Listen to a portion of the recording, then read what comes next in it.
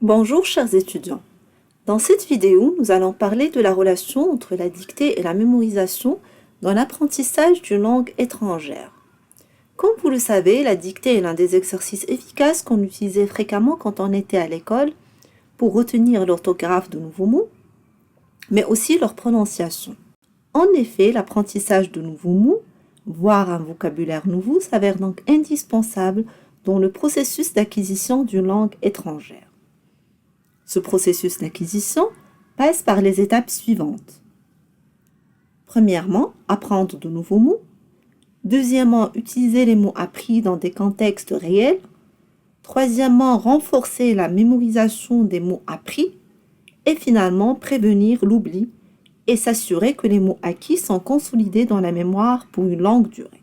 Comment fonctionne alors notre cerveau pour apprendre de nouveaux mots? Quand on apprend de nouveaux mots, notre cerveau sollicite la mémoire sensorielle, visuelle, c'est-à-dire en essayant de voir comment s'écrit le mot, de le visualiser et de l'associer à une image mentale. Auditive, en écoutant la prononciation des mots, ce qui renforce davantage la capacité de rétention des mots en question. Jusque-là, tout paraît normal. Notre cerveau mémorise les mots et nous avons la possibilité de s'en rappeler à tout moment. Or, le fonctionnement de notre mémoire est plus compliqué. En effet, le processus de stockage et de rétention de l'information subit un phénomène que l'on appelle l'oubli. Comme le montre cette courbe de l'oubli, 50% des mots retenus sont oubliés quelques jours après les avoir mémorisés. Ce taux de déperdition continue à baisser dans les jours qui suivent. L'oubli s'avère donc un phénomène incontournable du fonctionnement de notre cerveau humain et de son processus cognitif.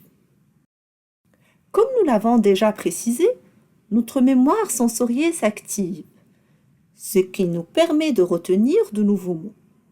Ces mots sont ensuite stockés dans la mémoire à court terme qui a une durée limitée de rétention des informations. Au bout de quelques jours, ces mots peuvent être oubliés. Et c'est là où intervient le rôle de la mémoire à long terme pour favoriser le transfert des mots appris de la mémoire à court terme vers la mémoire à long terme. La question qui se pose est la suivante. Quelle stratégie faut-il donc mettre en place pour favoriser la rétention et la mémorisation permanente de nouveaux mots? Dans cette vidéo, nous allons mettre l'accent sur la stratégie de répétition espacée d'Ebbinghaus. Cette courbe d'Ebbinghaus est une technique de mémorisation qui propose des révisions à intervalles séparés. Un jour, une semaine, un mois, 6 mois. Il s'agit donc d'une technique qui permet d'améliorer la rétention des informations et part de l'idée que plus le vocabulaire appris est répété dans le temps, notamment dans les premiers jours de son apprentissage, plus il s'ancre dans notre mémoire. Grâce à ces rappels réguliers, le niveau de rétention de l'information augmente et peut atteindre un taux de 80%. Comme le montre cette courbe de rétention d'Ebbinghaus, les rappels sont plus fréquents durant les premiers jours, où le taux de déperdition est élevé.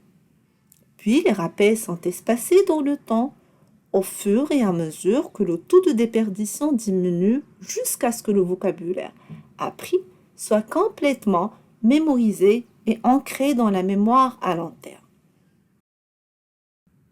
Grâce à l'IA, cet exercice de la dictée a évolué au fil du temps et plusieurs applications telles que Memrise, Quizlet, Anki sont mises aujourd'hui à la disposition des apprenants et leur permettent de favoriser la mémorisation du vocabulaire qu'ils ont acquis lors de leur processus d'apprentissage. Ces applications proposent également aux apprenants des révisions espacées dans le temps des mots qu'ils ont déjà appris pour favoriser au maximum leur rétention d'une part et lutter contre l'oubli que subit leur mémoire quelques jours après leur apprentissage d'autre part.